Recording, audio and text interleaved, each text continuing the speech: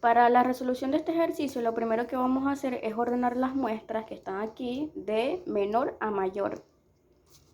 Luego vamos a enumerar estas muestras para saber cuántas muestras hay en total, es decir, 1, 2, 3, 4, así sucesivamente con todas para saber cuántas hay.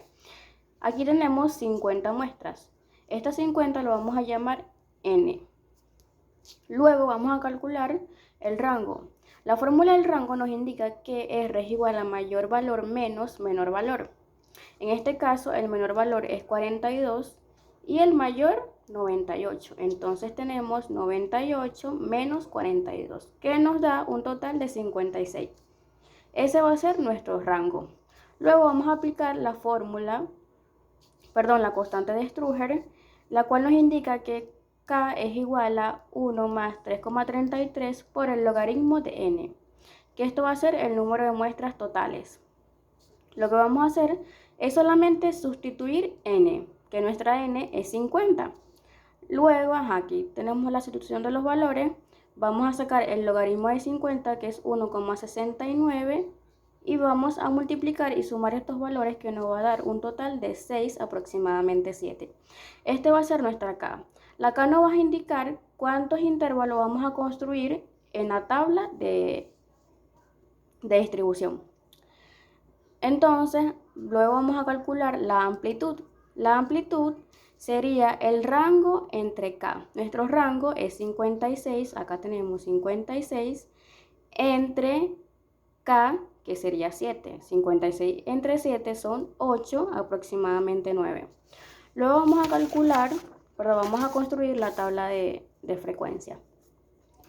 Para construir los intervalos, lo primero que vamos a hacer es colocar el número menor de las muestras. Entonces, tenemos acá 42 y 51. ¿Por qué este 51? Porque al 42 le sumamos la amplitud, que fueron 9.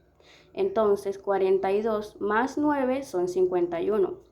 Luego colocamos inicialmente 51 en el otro intervalo, le sumamos otra vez el 9 de la amplitud, que nos da 60. Y así sucesivamente con los otros intervalos. Para calcular la marca de clase, que es el punto medio de estos intervalos, lo que vamos a hacer es utilizar esta fórmula de punto medio. Acá tengo un ejemplo que coloqué 42 más 51, con este primer intervalo 42 más 51 entre 2. Y nos dará el resultado, que es 46,5, como tenemos aquí. Este es el punto medio de este intervalo. Así vamos a hacer con cada uno de los intervalos para saber cuál es su punto medio. Luego, para calcular la frecuencia absoluta, lo que vamos a hacer es contar la cantidad de elementos que hay entre el intervalo de 42 y 51. Esto es para saber la cantidad de veces que se repite un número en la muestra. Así hacemos sucesivamente con los otros. Para calcular la frecuencia absoluta acumulada, lo que vamos a hacer es aplicar el método de la lluvia. ¿Cómo es? Bueno, vamos a colocar principalmente el 3, que es el 3 de la frecuencia absoluta. A ese 3 le vamos a sumar 6, que sería 9. Luego a ese 9 le vamos a sumar 14, que sería 23. Y el 23 al 15, que sería 38. Y así sucesivamente con los demás. Entonces, para obtener la frecuencia relativa, lo que vamos a hacer es algo muy sencillo. Simplemente aplicar esta fórmula que está acá.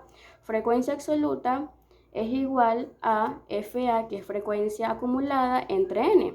Entonces, la primera frecuencia absoluta es 3 entre 50, que es el número total de muestras, que vendría siendo n. Nos dará el resultado de 0,06, como lo vemos acá. Y así sucesivamente con las demás, es decir, 6, como tenemos acá, entre 50, que es el número total de muestras, 0,12. Y así sucesivamente con los demás, como podemos ver aquí. Esto nos tiene que dar aproximadamente 1 o 1. Luego, por último, tenemos la frecuencia relativa porcentual. Esa la vamos a calcular con la frecuencia relativa, que es esta que acabamos de obtener, por 100. Vamos a obtener 0,06 por 100 son 6. y así sucesivamente con las demás frecuencias relativas. Todos estos valores nos tienen que dar aproximadamente 100 o 100.